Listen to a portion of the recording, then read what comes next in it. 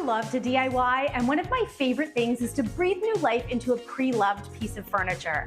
Justina reached out to me asking for some advice to refinish a dresser that her husband had previously painted for their bedroom, but now they're ready to pass it down to their 6-year-old son, Jace.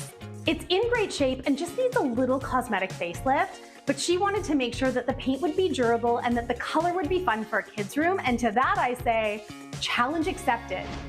The first thing I need to do is number each of the drawers with a piece of painter's tape on the inside to make sure they go back into the right spot afterwards, and then I can remove them for easier painting and take off the existing hardware. Jace previously did a little DIY decorating of his own by adding some stickers, so I'll peel those off and then clean the surface with an all-purpose cleaner to remove any sticky residue. There are a few chips and scratches in the original painted finish, so I'm applying wood filler with a putty knife to fill them in, and then I'm using 120 grit sandpaper on my palm sander to smooth out the finish. It's extremely important to remove any dust and debris after sanding to ensure the paint adheres properly. I'm wiping everything down with a pre-paint cleaner and lint-free cloth, and once dry, it's time for my favorite part, paint. Because the previous latex paint adhered really well to the dresser and there's no flaking or loose paint, I don't need to prime, but I am making sure to use an extremely durable product specifically designed for cabinets and furniture. I asked Jace if he had any specific color requests, and he immediately said green, followed by blue, so I've decided to use both. The dresser has trim under the top bank of drawers, making it the perfect place to separate the two hues. So I'm adding blue to the top section and green to the bottom, and both colors will wrap around the sides. I also picked up some unfinished wood knobs, and these are also getting a colorful coat of paint before I install them to the drawer fronts. Justina mentioned that her son loves cars and construction vehicles, so I'm adding something fun to personalize the piece that I think he's going to love, but I'll keep that for a surprise until the reveal. Everyone, please welcome Leigh-Ann. Oh, Leigh-Ann, I am so excited. You and me both. Oh, this is going to be a good one, but we have some extra special guests here today, too. We've got Justina and Jace in the audience with us today. Hey, guys. How's it going? Jace, are you feeling a little bit excited? Can I get a thumbs up about it? Excellent. Oh my gosh, I'm so excited. Justina, are you guys ready to see the new dresser? Yes. Yeah, thumbs up. Let's do it. Okay, in 3, 2, 1. Do you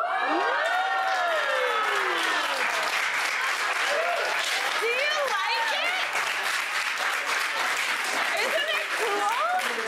Oh my gosh, this is way cooler of a dresser than I ever had. I'm not gonna lie. Justina and Jace, what do you think? I love it.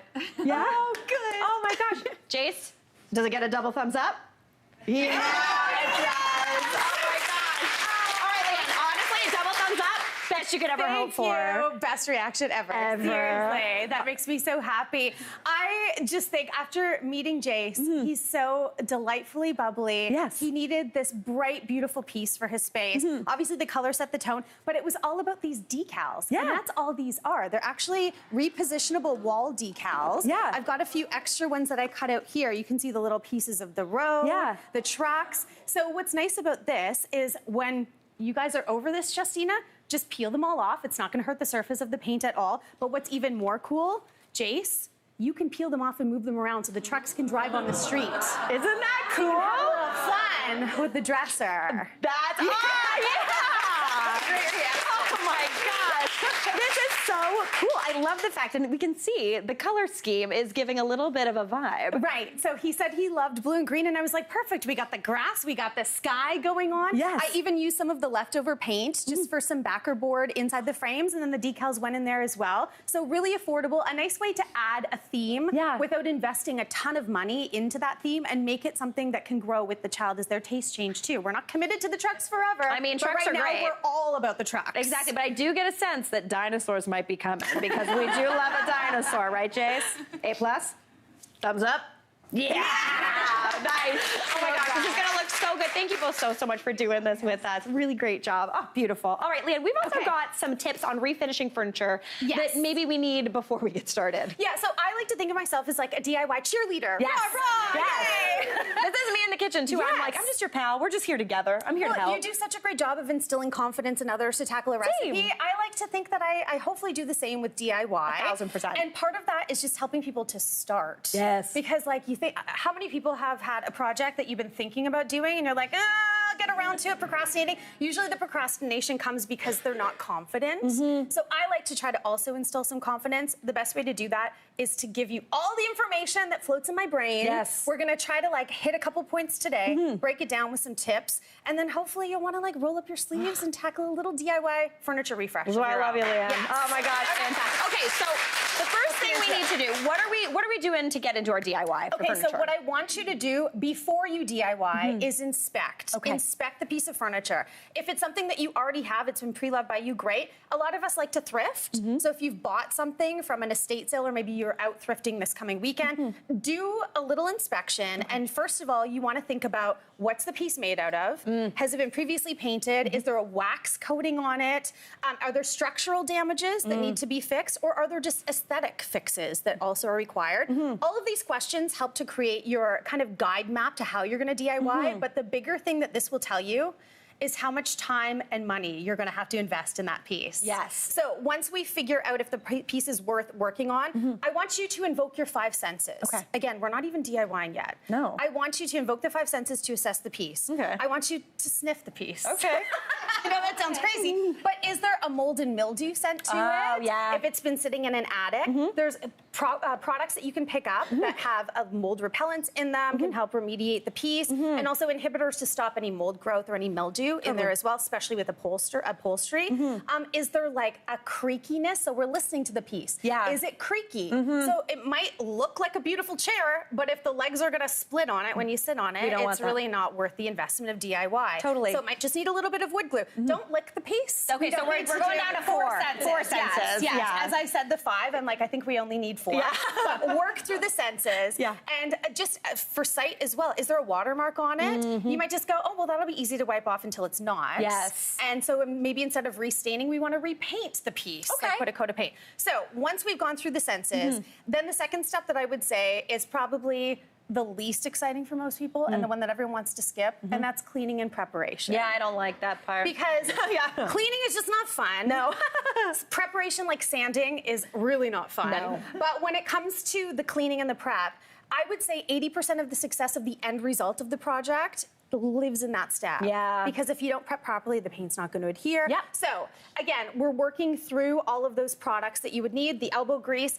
I think also when you have your guide map of what you're going to do to the piece, something like sanding can be a little intimidating, or it just sounds time-consuming. Like, who loves to sand? Nobody ever raises their hand. No, zero. Like, definitely not. But I'm going to show you a little tool that I came across. This is called a carbide scraper. Okay. I've DIY'd for many years, 2 decades, and I only discovered this, and this will replace a sander. Okay. This scrapes off the surface. Look at it go. So you can see, actually, I want to point out that I'm doing all of this inside, and there's no dust around in the space. So it scrapes off the surface, comes off really quickly, ripped it right down to the bare wood, and then I was immediately ready to start staining. This saved me so much time. There's even a handle. You can get the elbow grease. And I like that you can get different attachments, so you can get those little nooks and crannies. You can, especially for a detailed piece that has rounded edges. There's a lot of different attachments that could go on there. So the carbide scraper is worth the investment. Okay, cool. Small tool, worth the price of admission for sure. I love that. So amazing. Once you get all of the prep done, so you've stripped your piece, you're ready to stain, or you've cleaned it up and you're ready to paint,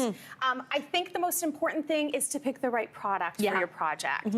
Just because you got a can of paint kicking around the garage left over from painting the foyer doesn't mean we're going to go paint the dining room table. No, exactly. We really need to think about the substrate, the application, and also how you're going to use the piece. Totally. When we're talking about furniture, you want to think about, again, what was the finish? If it's melamine or a laminate finish, it tends to be really glossy. Super, You're going to want to use something like this that's called gloss off. It's basically like a liquid sandpaper. Okay. So you don't need to sand. Yeah.